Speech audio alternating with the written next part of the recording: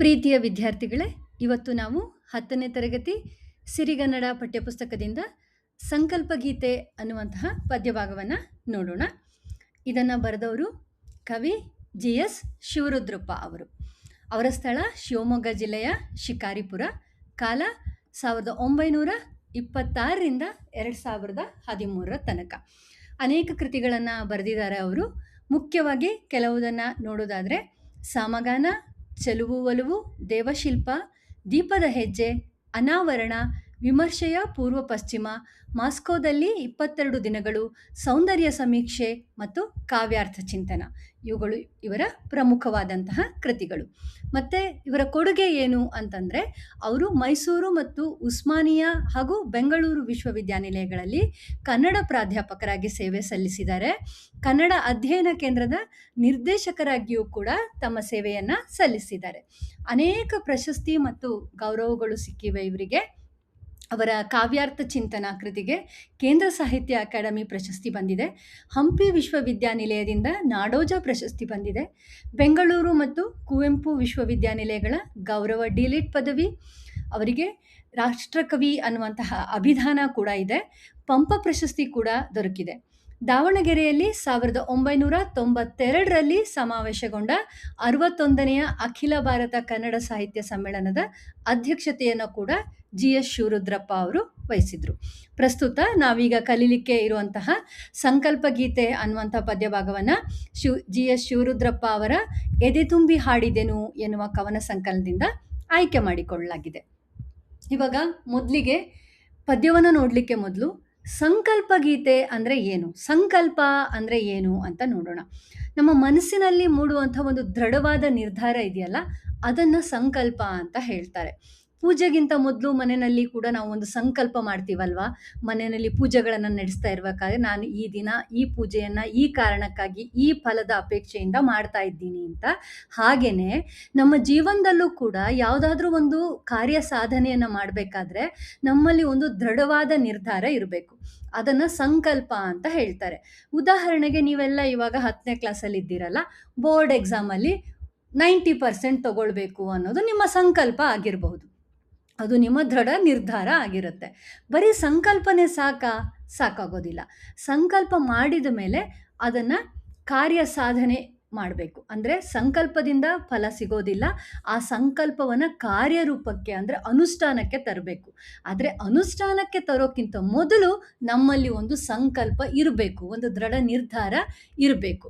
ಹಾಗೆ ದೃಢ ನಿರ್ಧಾರ ಇದ್ದಾಗ ಸಾಧಕನು ತಾನು ಕಂಡ ಕನಸನ್ನು ಎಷ್ಟೇ ಕಷ್ಟ ತೊಡಕುಗಳಿದ್ರೂ ಕೂಡ, ಯಾವುದೇ ಅಡ್ಡಿ ಆತಂಕಗಳು ಬಂದರೂ ಕೂಡ ಏನನ್ನೂ ಲೆಕ್ಕಿಸದೆ ಅದನ್ನು ನೆನಸು ಮಾಡ್ಕೊಳ್ತಾನೆ.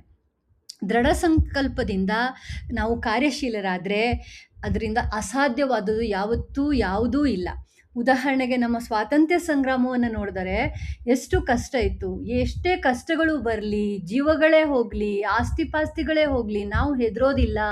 ನಮ್ಮ ದೇಶಕ್ಕೆ ನಾವು ಸ್ವಾತಂತ್ರ್ಯವನ್ನು ಪಡ್ಕೊಳ್ತೀವಿ ಅಂತ ಹೇಳಿ ನಮ್ಮ ಹಿರಿಯರು ದೃಢ ಸಂಕಲ್ಪ ಮಾಡಿ ದೇಶಕ್ಕೆ ಸ್ವಾತಂತ್ರ್ಯವನ್ನು ತಂದುಕೊಟ್ರಲ್ವಾ. ಹಾಗೇನೆ ಆಯಿತಾ.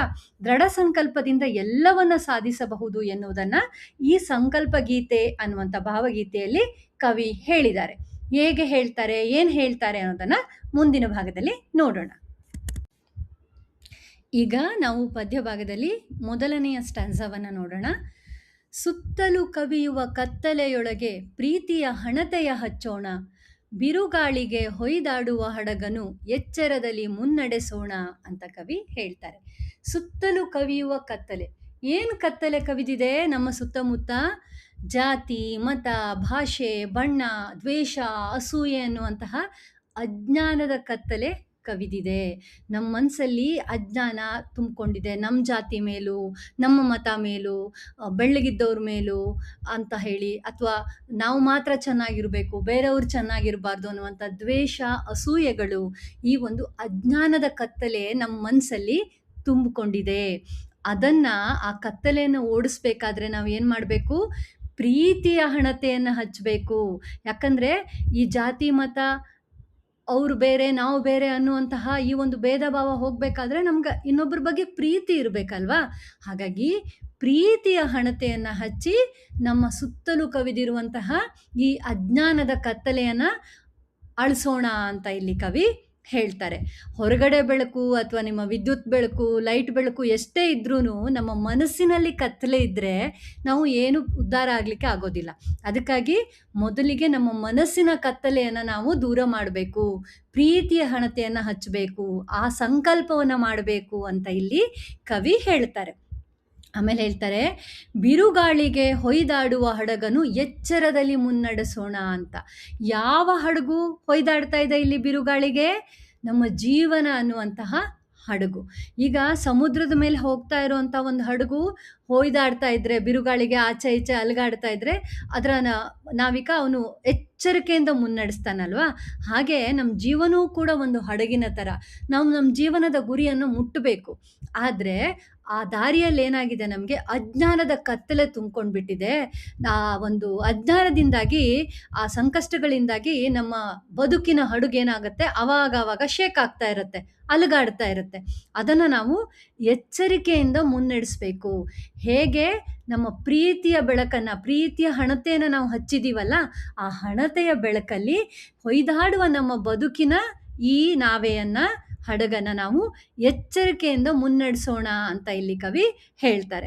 ಒಟ್ಟಿನಲ್ಲಿ ಏನು ಹೇಳ್ತಿದ್ದಾರೆ ಇಲ್ಲಿ ಅಂದರೆ, ಈ ಜಾತಿ ಮತ, ದ್ವೇಷ, ಅಸೂಯೆ ಇವುಗಳನ್ನೆಲ್ಲ ನಾವು ಬಿಡೋಣ, ಪರಸ್ಪರ ಪ್ರೀತಿಯಿಂದ ಒಂದಾಗಿ ನಮ್ಮ ಜೀವನದ ನಾವೆಯನ್ನು ನಡೆಸೋಣ ಅಂತ ಇಲ್ಲಿ ಕವಿ ಹೇಳ್ತಾ ಇದ್ದಾರೆ ಮೊದಲನೆಯ ಸ್ಟ್ಯಾನ್ಸಾದಲ್ಲಿ. ಮುಂದೆ ಹೇಳ್ತಾರೆ, ಕಲುಷಿತವಾದಿ ನದಿ ಜಲಗಳಿಗೆ ಮುಂಗಾರಿನ ಮಳೆಯಾಗೋಣ, ಬರಡಾಗಿರುವಿ ಕಾಡು ಮೇಡುಗಳ ವಸಂತವಾಗುತ್ತ ಮುಟ್ಟೋಣ ಅಂತ ಹೇಳ್ತಾರೆ. ಬಹಳ ಸುಂದರವಾದಂಥ ಸಾಲುಗಳು. ಇವಾಗ ನಾವು ಪ್ರಗತಿ, ವಿಜ್ಞಾನ, ನಮ್ಮ ಅಭಿವೃದ್ಧಿ ಅಂತ ಹೇಳಿಬಿಟ್ಟು ನಾವು ಮನುಷ್ಯರೆಲ್ಲ ಏನು ಮಾಡಿದ್ದೀವಿ, ಎಷ್ಟೊಂದು ಕಾರ್ಖಾನೆಗಳು, ಆಸ್ಪತ್ರೆಗಳು ಇದನ್ನೆಲ್ಲ ಕಟ್ಟಿದ್ದೀವಿ. ಅವೆಲ್ಲ ಬೇಕು ನಿಜ. ಅದರಿಂದ ದಿನ ಎಷ್ಟೊಂದು ತ್ಯಾಜ್ಯ ವಸ್ತುಗಳು ಬರ್ತಾವಲ್ವ, ಅವುಗಳನ್ನೆಲ್ಲ ನಾವು ಸಂಸ್ಕರಿಸಿ ನದಿಗಳಿಗೆ ಬಿಡಬೇಕು. ಆದರೆ ಏನು ಮಾಡ್ತಿದ್ದೀವಿ, ಹಾಗೆ ಏನು ಕಸ ಏನು ಸಿಗುತ್ತೋ ಎಲ್ಲವನ್ನು, ಏನು ರಾಸಾಯನಿಕಗಳಿರಲಿ ಏನೇ ಇರಲಿ ಎಲ್ಲವನ್ನ ಹಾಗೆ ತೆಗೆದು ನಮ್ಮ ನದಿ ಜಲಗಳಿಗೆ ಬಿಡ್ತಾ ಇದ್ದೀವಿ.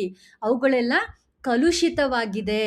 ಆ ಕಲುಷಿತವಾಗಿದೆ, ಎಷ್ಟು ಕಲುಷಿತ ಆಗಿದೆ, ಎಷ್ಟು ಪೊಲ್ಯೂಟ್ ಆಗಿದೆ ಅಂತಂದರೆ, ಅದನ್ನು ತೊಳಿಲಿಕ್ಕೆ ಮುಂಗಾರಿನ ಮಳೆಯೇ ಬರಬೇಕು. ಆ ಹೊಸ ನೀರು ಬಂದಾಗ ಮಾತ್ರ ಈ ಕಲುಷಿತವಾಗಿರುವಂಥ ಹಳೆ ನೀರು ಕೊಚ್ಕೊಂಡು ಹೋಗುತ್ತೆ.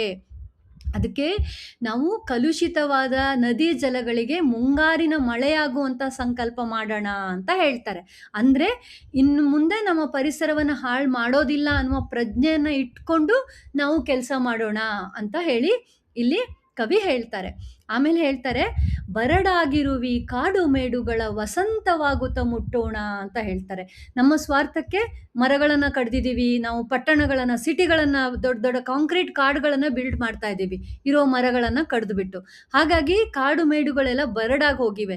ಮನುಷ್ಯ ಬಿಟ್ಟರೆ ಇನ್ಯಾವ ಪ್ರಾಣಿನೂ ಇಲ್ಲಿ ಬದುಕಬಾರ್ದು, ಆ ಥರ ಮಾಡಿಟ್ಟಿದ್ದೀವಿ ನಾವು. ಹಾಗೆ ಮಾಡೋದು ಸರಿಯಲ್ಲ ಅಲ್ವಾ? ಅದಕ್ಕೆ ಹೇಳ್ತಾರೆ, ಅದನ್ನು ನಾವು ವಸಂತವಾಗುತ್ತ ಮುಟ್ಟೋಣ ಅಂತ. ಕಾಡು ಮೇಡುಗಳು ಯಾವಾಗ ಚಿಗುರುತ್ತೆ? ವಸಂತ ಮಾಸದಲ್ಲಿ ಚಿಗುರುತ್ತೆ. ನಾವು ಹಾಗೇನೆ ನಮ್ಮ ಪರಿಸರದ ಬಗ್ಗೆ ಪ್ರೀತಿಯನ್ನು ಉಳಿಸ್ಕೊಂಡು ಪರಿಸರದ ಬಗ್ಗೆ ಕಾಳಜಿಯನ್ನು ತೋರೋಣ, ವಸಂತವಾಗೋಣ ಅಂತ ಇಲ್ಲಿ ಕವಿ ಹೇಳ್ತಾರೆ. ಇಲ್ಲಿ ಬರೀ ಕಾಡು ಮೇಡು ನದಿ ಜಲಗಳ ಬಗ್ಗೆ ಮಾತ್ರ ಹೇಳ್ತಾ ಇದ್ದಾರ ಕವಿ? ಖಂಡಿತವಾಗಿಯೂ ಇಲ್ಲ. ಕಲುಷಿತವಾದ ನದಿ ಜಲ ಅನ್ನೋದು ಬರೀ ನದಿ ಜಲಗಳ ಬಗ್ಗೆ ಅವ್ರು ಹೇಳ್ತಾ ಇಲ್ಲ. ಇಂದಿನ ಮನುಷ್ಯರ ಮನಸ್ಸು ಕೂಡ ದ್ವೇಷ, ಅಸೂಯೆಗಳಿಂದ ಕಲುಷಿತಗೊಂಡಿದೆ. ನಮಗೆ ಇನ್ನೊಬ್ಬರನ್ನು ನೋಡಿದರೆ ಆಗೋದಿಲ್ಲ, ನಾವು ಮಾತ್ರ ಚೆನ್ನಾಗಿರಬೇಕು ಅನ್ನೋವಂಥ ಒಂದು ಮನೋಭಾವ ಇದೆ. ಆ ಮನೋಭಾವವನ್ನು ನಾವು ಬಿಡಬೇಕು. ಆ ಮನೋಭಾವವನ್ನು, ಆ ಕಲುಷಿತವಾಗಿರೋದನ್ನು ತೊಳಿಲಿಕ್ಕೆ ಪ್ರೀತಿಯ ಮುಂಗಾರಿನ ಮಳೆ ಆಗಬೇಕು. ನಾವೆಲ್ಲರನ್ನೂ ನಮ್ಮವರು ಅಂತ ಪ್ರೀತಿಯಿಂದ ನೋಡಬೇಕು. ಮನಸ್ಸಿನಲ್ಲಿ ಪ್ರೀತಿ, ಸ್ನೇಹ, ಕಾಳಜಿ ಇಲ್ಲದೆ ಇರೋದ್ರಿಂದ, ಜೀವನ ಮೌಲ್ಯಗಳು ಇಲ್ಲದೆ ಇರೋದ್ರಿಂದ ಎಲ್ಲವೂ ಬರಡಾಗಿದೆ. ಕಾಡು ಮೇಡು ಮಾತ್ರ ಬರಡಾಗಿರೋದಲ್ಲ, ಮನುಷ್ಯರ ಮನಸ್ಸು ಕೂಡ ಬರಡಾಗಿದೆ. ನಮಗೆ ಯಾರ ಬಗ್ಗೆ ಒಂದು ಸಹಾನುಭೂತಿ, ಎಂಪತಿ, ಪ್ರೀತಿ ಅವುಗಳೆಲ್ಲ ಕಡಿಮೆ ಆಗಿ ಹೋಗ್ಬಿಟ್ಟಿದೆ. ನಮ್ಮದು ನಾವು ನೋಡ್ಕೊಳ್ಳೋಣ, ಬೇರೆಯವ್ರದ್ದು ಯಾಕಪ್ಪ ಅಂತ ಅಂತೀವಲ್ವಾ? ಅದು ಸರಿಯಲ್ಲ ಅಂತ ಇಲ್ಲಿ ಕವಿ ಹೇಳ್ತಾ ಇದ್ದಾರೆ. ಕಾಡು ಬರಡು ಮಾಡ್ತಿದ್ದೀವಿ, ನಮ್ಮ ಮನಸ್ಸನ್ನು ನಾವು ಬರಡು ಮಾಡ್ಕೊಳ್ತಾ ಇದ್ದೀವಿ. ಅದನ್ನೆಲ್ಲ ಹಸಿರಾಗಿಸುವಂತಹ ಸಂಕಲ್ಪವನ್ನು ಮಾಡೋಣ. ಪ್ರೀತಿ ಎಂಬ ಮುಂಗಾರಿನ ಮೂಲಕ ಮನಸ್ಸಿನ ಕೊಳೆಯನ್ನು ತೊಳಿಬೇಕು. ಪ್ರೀತಿ ಸ್ನೇಹಗಳ ಮೂಲಕ ಬರಡಾಗಿರುವ ಮನಸ್ಸಿನಲ್ಲಿ ಮತ್ತೆ ವಸಂತ ಮೂಡಲಿ, ಎಲ್ಲರೂ ನಮ್ಮವರು ಅನ್ನುವಂಥ ಭಾವನೆ ಬರಲಿ, ಇನ್ನೊಬ್ಬರ ಬಗ್ಗೆ ಪ್ರೀತಿ ಸಹಾನುಭೂತಿ ಬರಲಿ ನಮ್ಮ ಮನಸ್ಸಿಗೆ ಅನ್ನೋದು ಇಲ್ಲಿ ಕವಿಯ ಹಾರೈಕೆ ಆಗಿದೆ. ಮತ್ತೆ ಮುಂದೆ ಹೇಳ್ತಾರೆ ನೋಡೋಣ. ಇಲ್ಲಿ ಮುಂದಿನ ಪಾರದಲ್ಲಿ ಕವಿ ಹೇಳ್ತಾರೆ, ಬಿದ್ದುದನ್ನು ಮೇಲೆಬ್ಬಿಸಿ ನಿಲ್ಲಿಸಿ ಹೊಸ ಭರವಸೆಗಳ ಕಟ್ಟೋಣ, ಮನುಜರ ನಡುವಣ ಅಡ್ಡಗೋಡೆಗಳ ಕೆಡವುತ ಸೇತುವೆಯಾಗೋಣ ಅಂತ. ಬಿದ್ದುದನ್ನು ಮೇಲೆಬ್ಬಿಸಿ ನಿಲ್ಲಿಸಿ. ಏನು ಬಿದ್ದಿದೆ ಅಂದರೆ ನಮ್ಮ ಜೀವನ ಮೌಲ್ಯಗಳು ಕುಸಿದು ಬಿದ್ದಿದೆ. ಮೊದಲೆಲ್ಲ ಏನಿತ್ತು, ನಾವು ಸತ್ಯ ಹೇಳಬೇಕು, ಇನ್ನೊಬ್ಬರಿಗೆ ತೊಂದರೆ ಮಾಡಬಾರ್ದು, ಅವರಿಗಾದಷ್ಟು ಸಹಾಯ ಮಾಡಬೇಕು, ಬಡವರನ್ನು ಕಂಡ್ರೆ ಅವರಿಗೆ ಸಹಾನುಭೂತಿ ತೋರಿಸ್ಬೇಕು, ಕೈಲಾಗದಿದ್ದವರಿಗೆ ಸಹಾಯ ಮಾಡಬೇಕು. ಈ ಥರದ ಅನೇಕ ಜೀವನ ಮೌಲ್ಯಗಳಿದ್ವು ಮೊದಲು. ಈಗ ಏನೂ ಇಲ್ಲ, ನಮ್ಮ ಸ್ವಾರ್ಥ ಮಾತ್ರ, ನಾನು ಚೆನ್ನಾಗಿರಬೇಕು, ಉಳಿದವರು ಏನಾದರೂ ಆಗಲಿ ಅನ್ನುವಂತಹ ಒಂದು ಮನೋಭಾವ ಬಂದಿದೆ ನಮ್ಮ ಸಮಾಜದಲ್ಲಿ. ಜೀವನ ಮೌಲ್ಯಗಳು ಬಿದ್ದು ಹೋಗ್ಬಿಟ್ಟಿದೆ. ಈ ಥರ ಮೌಲ್ಯಗಳು ಬಿದ್ದು ಹೋದಾಗ ಏನಾಗತ್ತೆ, ಒಂದು ಅನಾರೋಗ್ಯಕರವಾದ ಸಮಾಜ ಸೃಷ್ಟಿಯಾಗತ್ತೆ. ಹಣ ಇರೋನು, ಮೇಲ್ವರ್ಗದಲ್ಲಿರೋನು, ಕೈಲಾಗುವವನು, ಅವನಿಗೆ ಮಾತ್ರ ಬದುಕುವ ಅಧಿಕಾರ ಇದೆ ಅಂತ ಆಗತ್ತೆ. ಉಳಿದವರು ಶೋಷಿತರಾಗಿರ್ತಾರೆ, ಬಡವರಾಗಿರ್ತಾರೆ, ಅವರಿಗೆ ಬದುಕಬಹುದು ಅನ್ನುವಂಥ ಭರವಸೆಯೇ ಬಿದ್ದು ಹೋಗ್ಬಿಡತ್ತೆ. ಹಾಗಾಗಿ ನಮ್ಮ ಜೀವನ ಮೌಲ್ಯಗಳು ಬಿದ್ದು ಹೋಗಿದೆ. ಇದರಿಂದಾಗಿ ಕೆಲವರಿಗೆ ಬದುಕುವ ಆಸೆಯೇ ಬಿದ್ದು ಹೋಗ್ಬಿಟ್ಟಿದೆ. ಹಾಗಾಗಿ ಏನು ಮಾಡ್ಬೇಕು ನಾವು, ಬಿದ್ದುದನ್ನು ಮೇಲೆಬ್ಬಿಸಿ ನಿಲ್ಲಿಸಿ ಹೊಸ ಭರವಸೆಗಳನ್ನು ಕಟ್ಟುವ ಸಂಕಲ್ಪವನ್ನು ಮಾಡಬೇಕು ಅಂತ ಹೇಳ್ತಾರೆ. ಅಂದರೆ ಜೀವನದಲ್ಲಿ ಭರವಸೆಯನ್ನು ಕಳೆದುಕೊಂಡವರಿಗೆ ನಾವು ಧೈರ್ಯ ತುಂಬಬೇಕು. ಇಲ್ಲ, ನಾವೆಲ್ಲ ಒಂದಾಗಿ ಬದುಕೋಣ, ನಿಮಗೂ ಬದುಕಿದೆ ನಮಗೂ ಬದುಕಿದೆ ಅನ್ನುವಂತಹ ಭಾವವನ್ನು ಅವರಲ್ಲಿ ತುಂಬಬೇಕು. ಆ ಸಂಕಲ್ಪವನ್ನು ನಾವು ಮಾಡಬೇಕು ಅಂತ ಇಲ್ಲಿ ಕವಿ ಹೇಳ್ತಾರೆ. ಮತ್ತೆ ಹೇಳ್ತಾರೆ, ಮನುಜರ ನಡುವಣ ಅಡ್ಡಗೋಡೆಗಳ ಕೆಡವುತ ಸೇತುವೆಯಾಗೋಣ. ಯಾಕೆ ನಮಗೆ ಈ ಮೌಲ್ಯ ಕುಸಿದೋಗಿದೆ, ಯಾಕೆ ನಾವು ಸ್ವಾರ್ಥಿಗಳಾಗಿದ್ದೇವೆ ಅಂದರೆ ನಮ್ಮ ನಡುವೆ ಅಡ್ಡಗೋಡೆಗಳನ್ನು ಕಟ್ಕೊಂಡಿದ್ದೀವಿ.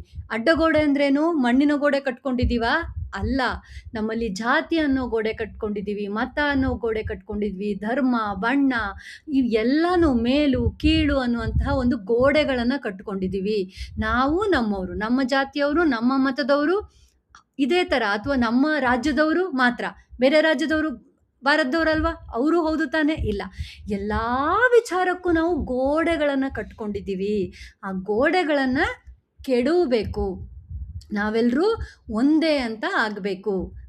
ಮನುಷ್ಯರುಗಳ ನಡುವೆ ಗೋಡೆಯನ್ನು ಕಟ್ಟಿದ್ದನ್ನು ಕೆಡೆದು ಬಿಟ್ಟು ನಾವು ಸೇತುವೆ ಆಗೋಣ ಅಂತ ಹೇಳ್ತಾ ಇದ್ದಾರೆ. We should bridge.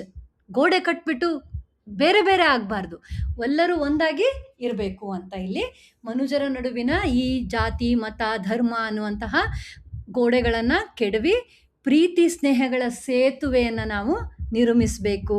ಎಲ್ಲರೂ ಒಂದಾಗಿರಬೇಕು. ಜೀವನ ಮೌಲ್ಯಗಳು ಕುಸಿದು ಹೋಗಿವೆ, ಬದುಕಿನ ಭರವಸೆಯೂ ಕುಸಿದಿದೆ. ಅದನ್ನೆಲ್ಲ ಎತ್ತಿ ಹಿಡಿದು ಹೊಸ ಬದುಕನ್ನು ಕಟ್ಟಿಕೊಳ್ಳುವಂಥ ಸಂಕಲ್ಪ ಮಾಡಬೇಕು ಅಂತ ಇಲ್ಲಿ ಕವಿ ಹೇಳ್ತಾರೆ. ಆಮೇಲೆ ಮುಂದಿನ ಭಾಗದಲ್ಲಿ ಹೇಳ್ತಾರೆ, ಮತಗಳೆಲ್ಲವೂ ಪಥಗಳು ಎನ್ನುವ ಹೊಸ ಎಚ್ಚರದಳು ಬದುಕೋಣ, ಭಯ ಸಂಶಯದಳು ಕಂದಿದ ಕಣ್ಣೊಳು ನಾಳಿನ ಕನಸನ್ನು ಬಿತ್ತೋಣ ಅಂತ ಹೇಳ್ತಾರೆ. ಮತಗಳೆಲ್ಲವೂ ಪಥಗಳು ಅಂತ ಹೇಳ್ತಾರೆ. ನಮ್ಮ ದೇಶದಲ್ಲಿ ತುಂಬ ಮತ, ಧರ್ಮ, ಪಂಥ ಎಲ್ಲ ಇದೆ. ನಮ್ಮದೆಲ್ಲ ಬೇರೆ ಬೇರೆ ರೀತಿಯ ಆಚರಣೆಗಳಿವೆ, ಸಂಪ್ರದಾಯಗಳಿವೆ. ಆಯಿತು, ಎಲ್ಲ ಸಂಪ್ರದಾಯಗಳು ಬೇರೆ ಇರ್ಬೋದು, ಆಚರಣೆಗಳು ಬೇರೆ ಇರ್ಬೋದು, ಆದರೆ ಎಲ್ಲ ಮತಗಳು ಹೇಳುವುದು ಜೀವನದ ಮೌಲ್ಯಗಳನ್ನೇ. ನೀವು ಒಳ್ಳೆಯವರಾಗಿರಿ, ನೀವು ಬದುಕಿ, ಬೇರೆಯವರಿಗೂ ಬದುಕಲು ಬಿಡಿ ಅಂತ. ನಿಮ್ಮ ಆಚರಣೆಗಳು ಏನೇ ಇರಲಿ, ಆದರೆ ಎಲ್ರಿಗೂ ಬದುಕುವ ಹಕ್ಕಿದೆ ಅನ್ನೋದನ್ನೇ ಎಲ್ಲ ಮತಗಳು ಹೇಳ್ತವೆ. ಅದು ಒಂದು ಒಳ್ಳೆಯ ಬದುಕಿನ ದಾರಿಯನ್ನು ತೋರಿಸ್ತವೆ, ಪಥವನ್ನು ತೋರಿಸ್ತದೆ ಎಲ್ಲ ಮತಗಳು. ಆದರೆ ನಾವೇನು ಮಾಡ್ತೀವಿ, ನನ್ನ ಮತ ಮಾತ್ರ ಶ್ರೇಷ್ಠ, ಇನ್ನೊಬ್ಬರ ಮತ ಶ್ರೇಷ್ಠ ಅಲ್ಲ ಅಂತ ಹೇಳ್ತೀವಿ. ಅವರು ಹಾಗೆ ಅಂದ್ಕೊಳ್ತಾರೆ. ಅವಾಗೇನಾಗತ್ತೆ, ಪರಸ್ಪರ ಭಯ ಸಂಶಯ ಬರುತ್ತೆ.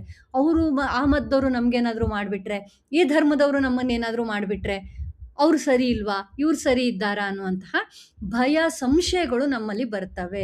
ಹಾಗಾದಾಗ ಏನಾಗುತ್ತೆ, ನಾವು ಒಂದು ದೇಶವನ್ನು ಕಟ್ಟಲಿಕ್ಕೆ ಆಗೋದಿಲ್ಲ, ಒಡೆದು ಹೋಗ್ತೀವಿ ಎಲ್ಲರೂ. ಅದಕ್ಕಾಗಿ ಹೇಳ್ತಾರೆ, ಇಂತಹ ಮತ ಪಂಥಗಳ ನಡುವೆ ನಾವು ಭೇದ ಎಣಿಸಬಾರ್ದು. ಅವೆಲ್ಲವೂ ಸಾಧನೆಯ ದಾರಿಗಳು.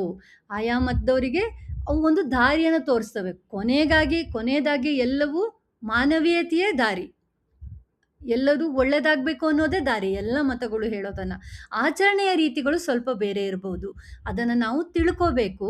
ಅವೆಲ್ಲವೂ ಸಾಧನೆಯ ದಾರಿ ಎನ್ನುವ ಅರಿವಿನೊಂದಿಗೆ ಭಯ ಸಂಶಯಗಳನ್ನು ಬಿಡಬೇಕು. ಆ ಮತದವ್ರ ಬಗ್ಗೆ, ಈ ಮತದವ್ರ ಬಗ್ಗೆ, ಆ ಜಾತಿಯವ್ರ ಬಗ್ಗೆ, ಈ ಜಾತಿಯವ್ರ ಬಗ್ಗೆ ಭಯ ಸಂಶಯಗಳನ್ನು ಬಿಡುವಂತಹ ಒಂದು ಸಂಕಲ್ಪ ಮಾಡಬೇಕು.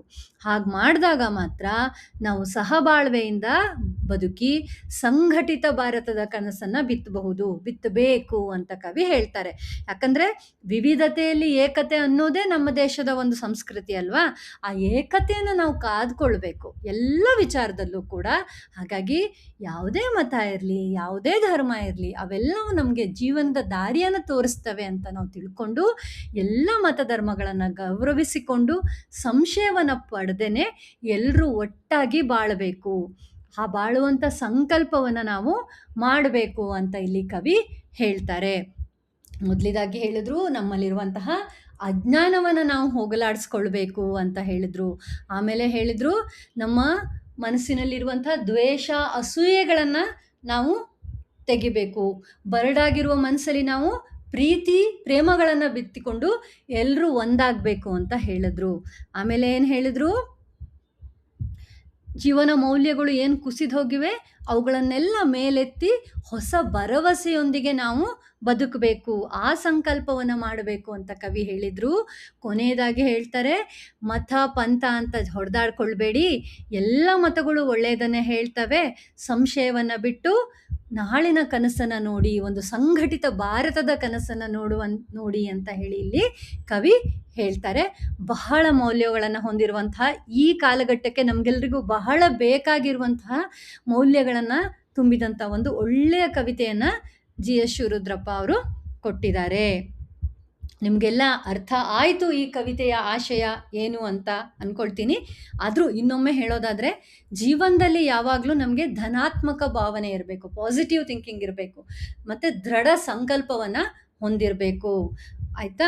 ಆಮೇಲೆ ಆತ್ಮವಿಶ್ವಾಸದಿಂದ ಕೆಲಸ ಮಾಡಬೇಕು, ದೃಢ ಸಂಕಲ್ಪದಿಂದ ಕೆಲಸ ಮಾಡಬೇಕು. ಸ್ನೇಹ, ಪ್ರೀತಿ, ಮೌಲ್ಯಗಳಿಂದ ತುಂಬಿದ ಭರವಸೆಯ ಸಮಾಜವನ್ನು ಕಟ್ಟುವಂತಹ ಒಂದು ಸಂಕಲ್ಪವನ್ನು ನಾವು ಮಾಡಬೇಕು ಅಂತ ಇಲ್ಲಿ ಕವಿ ಹೇಳ್ತಾರೆ. ಭೇದ ಭಾವಗಳನ್ನು ಹೋಗಲಾಡಿಸಿ ಐಕ್ಯತೆಯಿಂದ ಒಟ್ಟಾಗಿ ಪ್ರಯತ್ನಶೀಲರಾದಾಗ ಮಾತ್ರ ನಮ್ಮ ಬಲ ವರ್ಧಿಸುತ್ತೆ. ಜಾತಿ, ಮತ, ಭಾಷೆ ಅಂತ ಹೇಳಿಬಿಟ್ಟು ನಾವು ಬೇರೆ ಬೇರೆ ಆದರೆ ಬಹಳ ಸುಲಭ ಬೇರೆಯವರಿಗೆ ನಮ್ಮನ್ನು ಬೇರೆ ಮಾಡಲಿಕ್ಕೆ. ಒಟ್ಟಾಗಿದ್ದರೆ ಮಾತ್ರ ಒಗ್ಗಟ್ಟಿನಲ್ಲಿ ನಮ್ಮ ಬಲ. ಹಾಗಾಗಿ ಭೇದ ಭಾವಗಳನ್ನು ಹೋಗಲಾಡಿಸಿ ಐಕ್ಯತೆಯಿಂದ ನಮ್ಮ ದೇಶದ ಅಭಿವೃದ್ಧಿಗೆ ನಾವು ಕಾರ್ಯಶೀಲರಾಗಬೇಕು. ಪರಸ್ಪರ ಭಯ ಸಂಶಯಗಳನ್ನು ಬಿಟ್ಟು ಸಹಬಾಳ್ವೆಯಿಂದ ಬದುಕಿ ಸಂಘಟಿತ ಭಾರತದ ಕನಸನ್ನು ಬಿತ್ತಬೇಕು ಅನ್ನೋದಾಗಿ ಕವಿ ಹೇಳ್ತಾರೆ. ಬಹಳ ಸರಳವಾದ ಸಣ್ಣ ಪದ್ಯ ಇದು, ಒಳ್ಳೆಯ ಜೀವನ ಮೌಲ್ಯಗಳನ್ನು ಹೊಂದಿರುವಂಥ ಪದ್ಯ. ಈ ಪದ್ಯ ನಿಮಗೆಲ್ರಿಗೂ ಅರ್ಥ ಆಯಿತು ಅಂತ ಅಂದ್ಕೊಳ್ತೀನಿ. ಸಬ್ಸ್ಕ್ರೈಬ್ ಮಾಡೋದಕ್ಕೆ, ಶೇರ್ ಮಾಡೋದಕ್ಕೆ ಮರಿಬೇಡಿ. ಧನ್ಯವಾದಗಳು.